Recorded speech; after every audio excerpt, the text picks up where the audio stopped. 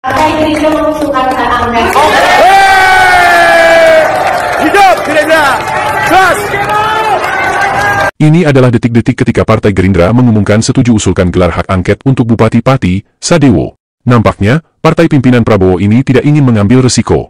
Seperti diketahui, Sadewo adalah kader Partai Gerindra. Pada pemilu tahun 2024, Sadewo yang berpasangan dengan kader Partai PKB Risma Ardi Chandra, diusung oleh Partai Gerindra, PKB, Golkar, Partai Nasdem, PSI, Partai Gelora PKN, dan Partai Perindo. Mereka memenangkan Pilkada Pati 2024, setelah unggul dengan perolehan suara lebih dari 53%, mengalahkan dua kandidat lainnya. Lalu seberapa besar peluang Sadewo bisa ditumbangkan dalam hak angket?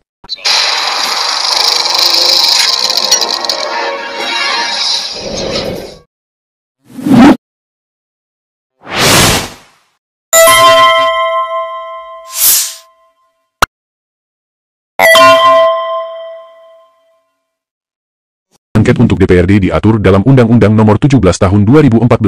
Pada pasal 371 ayat 3 disebutkan, hak angket adalah hak DPRD Kabupaten Kota untuk melakukan penyelidikan terhadap kebijakan pemerintah Kabupaten Kota yang penting dan strategis serta berdampak luas pada kehidupan masyarakat, daerah, dan negara yang diduga bertentangan dengan ketentuan peraturan perundang-undangan. Di pasal 381 ayat 1 disebutkan bahwa hak angket diusulkan oleh A. Paling sedikit 5 orang anggota DPRD Kabupaten Kota dan lebih dari satu fraksi untuk DPRD Kabupaten Kota yang beranggotakan 20 sampai dengan 35 orang. B. Paling sedikit 7 orang anggota DPRD Kabupaten Kota dan lebih dari satu fraksi untuk DPRD Kabupaten Kota yang beranggotakan di atas 35 orang.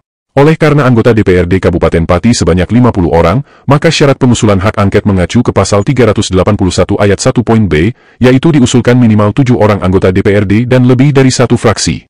Selanjutnya syarat hak angket dapat dieksekusi. Diatur dalam pasal 381 ayat 3 yang menyatakan bahwa usul hak angket dapat dianggap hak angket DPRD apabila mendapat persetujuan dari rapat paripurna yang dihadiri paling sedikit 3/4 dari jumlah anggota DPRD dan putusan diambil dengan persetujuan paling sedikit 2/3 dari jumlah anggota DPRD. Oleh karena jumlah anggota DPRD Pati sebanyak 50 orang, maka syarat hak angket dapat dibahas di paripurna apabila memenuhi syarat minimal 3/4 dari 50 orang, sama dengan 37,5 atau minimal 38 orang. Keputusan akan menjadi sah bila disetujui oleh minimal 2/3 dari anggota yang hadir. 2/3 dari 38 orang sama dengan 25,3 atau dibulatkan menjadi 26 orang. Ringkasnya, agar rapat paripurna anggota DPRD Pati bisa menjatuhkan Bupati Sadewo, maka harus ada minimal 38 orang yang hadir dan 26 orang diantaranya menyetujui pemaksulan sang Bupati. Lalu bagaimana peta politik DPRD Pati berdasarkan partai dan kekuatan koalisi jika mengacu ke pemilihan Bupati Pati tahun 2024? Jika di DPRD terjadi pembelahan imbas dari Pilkada Pati 2024, maka sekalipun kubu oposisi dalam hal ini PDI Perjuangan, PKS, Demokrat dan P3 bergabung, belum mencapai syarat minimal kehadiran yaitu minimal 38 orang. PKB akan menjadi salah satu partai yang diuntungkan jika Sadewo tumbang, karena secara otomatis, wakil bupati yang notabene adalah kader PKB akan naik jadi bupati. Jika PKB bergabung, maka mereka tinggal membutuhkan 2 orang lagi agar memenuhi quorum. Namun demikian, oleh karena fraksi Gerindra sendiri sudah menyatakan setuju hak angket, dan jika partai-partai oposisi bergabung, maka di atas kertas, pemaksulan Sadewo tidak bisa dihindari.